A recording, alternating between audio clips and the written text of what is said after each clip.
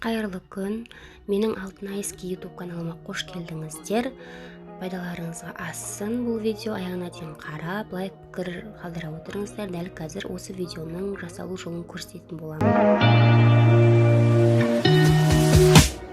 Бөлексің, жаным бөлексің, күлімде оянуға себепсің. Бөлексің, жаным бөлексің, ауадай жаным маған керексің. Тек маған көрінетін жұлдыз көктегі, сүйемін деген сөзің шаңға оттегі. Әлемнің ең сұлу арулары өзіңе жетпеді. Бұл видеоға басты қажет элемент осы футажы. Мен футажға арналған бөлек канал аштым. Бұған доступ осы уақытқа дейін 1000 теңгеге беріп келдім. Енді оны мен 2000 теңгеге көтеремін. Себебі өзімнің көз майым бар, жасау жолдарым бар дегендей. Сондықтан еңбегімді бағалап, яғни енді обучениясын, қазақша шрифттарды сіздерге тегін беремін, жазылғандарыңыз үшін каналға. Ал вот футаждарды енді мен тегін бере алмайды екенмін, себебі көз майым бар деп жылап отырсаң. Жоқ, шынымен де енді әр нәрсенің ақысы бар, сондықтан көп демес, аз да емес. 2000 теңге негізі жақсы сумма деп ойлаймын. Егер де обучениесімен болса, онда ойбай 10 000 теңге, 5 000 теңге деп айтуға болатын еді. Енді қалда көтере алатындай сумма айтып тұрмын. Ұнаған видеоңыздың үстін басасыздар да, осылай сохранить в галерею деп сақтап алып, ары қаратай сіздер спокойно пайдалана бересіздер. Шақыру билетті CapCut приложениесінде жасаймыз. Новый проектте басамыз, ашқаннан кейін и видео деп сіздер галереяңыздан жаңағы скачать етіп алған футажды алып келіп қоясыздар. Галереяңыздан тауып аласыздар, үстін басасыздар, потом окей деп CapCutқа әкеліп саласыздар. Бұл футаж, яғни қарасаңыздар, гүл айналып тұр, екі жағынан екі гүл келеді, артындағы әдемі жапырақтар тоже қозғалып тұр дегендей. Соңына тартқаннан кейін осылай концовкасы, яғни водяной знагы тұрады, үстін басы удалить деп тастайсыздар. И басына барғаннан кейін бұлардың анимациясын, егер де дәл осылай тұра берсін десеңіздер, ештеңе жасамай қойсаңыздар болады. Ал егер де қайта-қайта екі жағынан гүл шығып тұрсын, анимация берсін десеңіздер, онда осылай қалаған жеріңізге алып келіп, сіздер астында, мысалға, мұны қарасаңыздар, шықты гүл и тұр, иә. Осылай алып келесіздер де, мысалға, сол видеоның үстін басасыздар, и астында разделить деген кнопка бар. Соны бассаңыздар, ол екіге бөлінеді, и қалған бөлігін удалить деп тастайсыздар да. Мына бөлігін сіздер сразу копировать етіп, өздеріңізге керекті, қанша секунд керек, 30 секундтық видео керек па, 1 секундтық видео керек па, сондайға дейін копировать деп отырып, сондай, яғни промежуткқа келіп аласыздар. И мына жерден бұл видеода негізі аудио бар.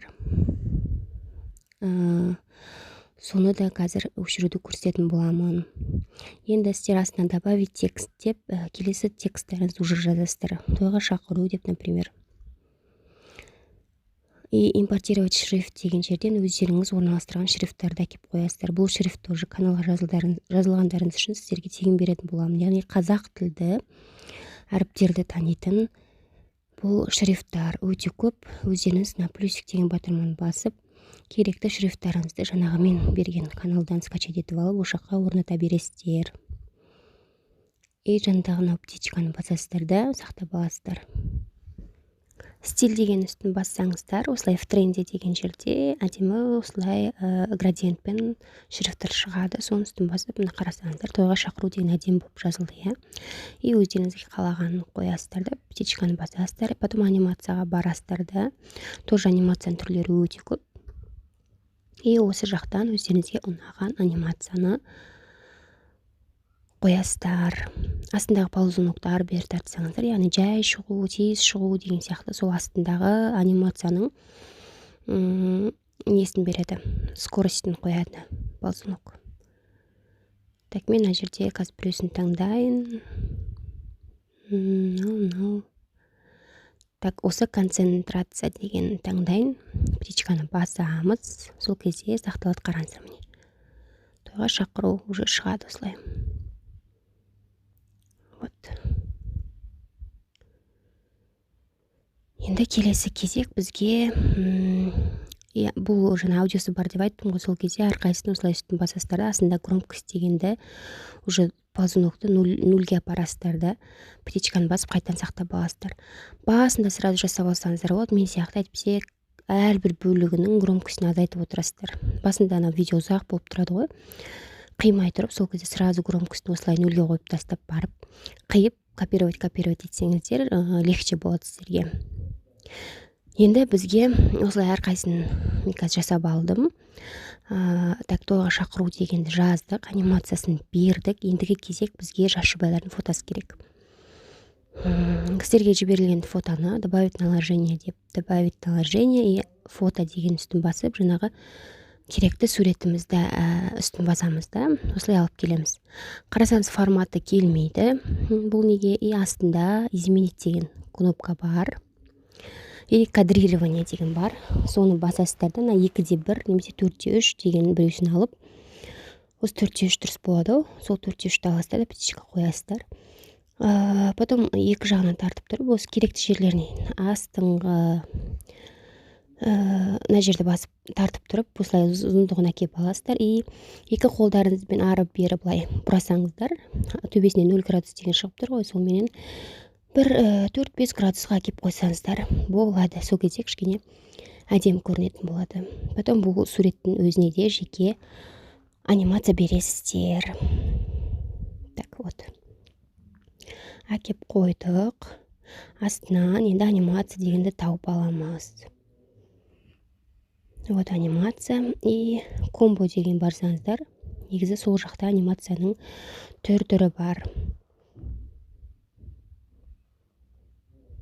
Так, маятник. Вот. Мына жақтан келеді, мына жағынан келеді, оң жағынан келеді, сол жағынан келеді дегендей. И мына жерде бір анимация түрі бар, қазір көрсетемін. Отскок или отскок. Вот. Тағы біреу болу керек. Вот, отскок 1 деген. Соң птичканы басасыздар. Вот, уже қарасаңыздар, анимациясы осы үлкейіп тұрып, потом барып кішірейеді.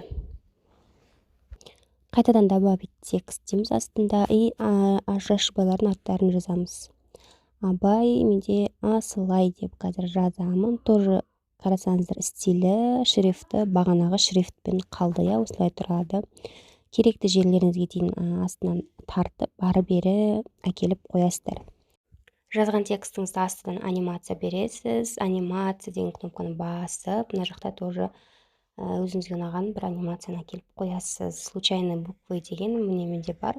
И оны мен астындағына ползунокты 1,5 секундқа апарамын. Себебі жай плавно шығу үшін. Печканы қойғаннан кейін қарасаңыздар, мінекей.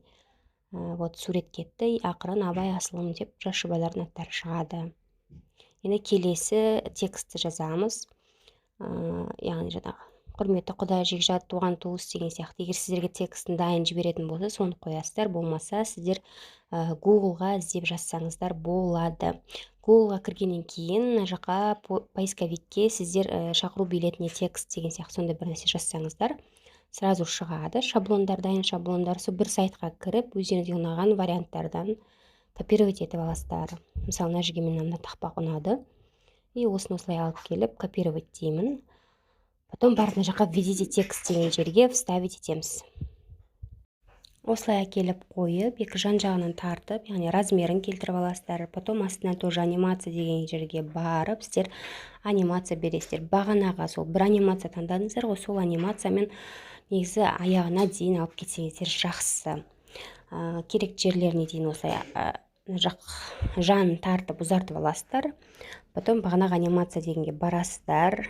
Шрифтіміз сол тұр, стиліміз сол тұр. Мына жақтан таңдап, мынау арт сарысын немесе көкпенен таңдасаңыздар болады. Мен мына жерде сарысымен таңдадым. Кейін бірақ көкпен өзгерттім.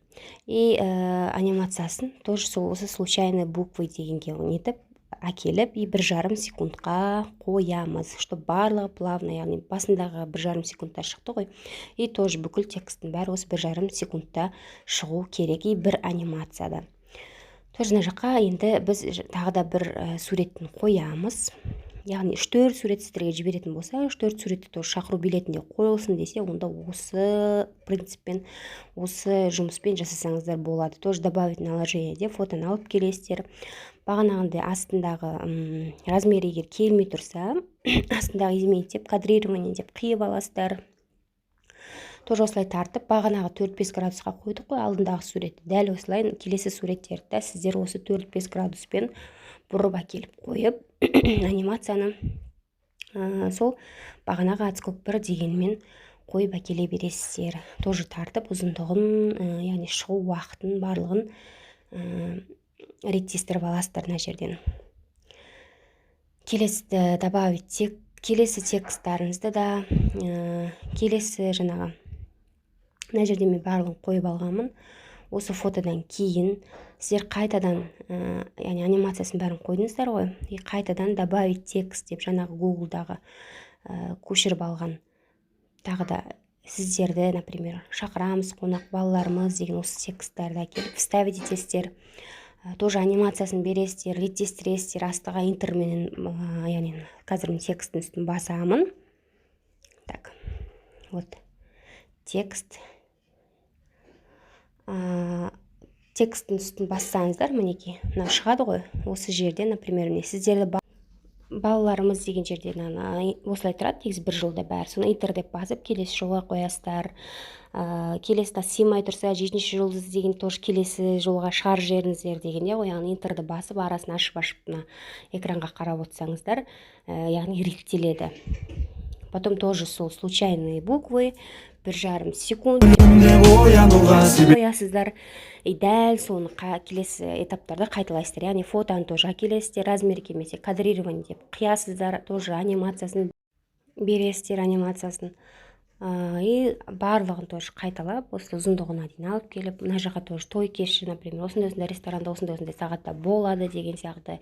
Келесі тоже текстті копировать етіп, вставить етесіздер, яғни өзгертіпші, клиенттерді той иелері деп тоже наяққа әкеліп қоясыздар. Вот енді басынан бастап қараймыз. Енді мына жаққа мен звук қойдым, өздері қалаған, мысалы, Музарттың өлеңін қойып бер, ананың өлеңін қойып бер десе, сіздер галереяңыздан алып келесіздер. Яғни файл ретінде сіз Google-дан скачать етіп алсаңыз, мына жақта добавить звуки деген жерде папканың сурет тұрады, и с устройства деген бассаңыздар, яғни сіз Google-дан көшіріп алған өлеңіңіз тұрады. Яғни мен Әлішер Қонысбаевтың бөлексін дегенді алып келдім. Примерно бұл осылай қосылады. Қазір көрсетемін.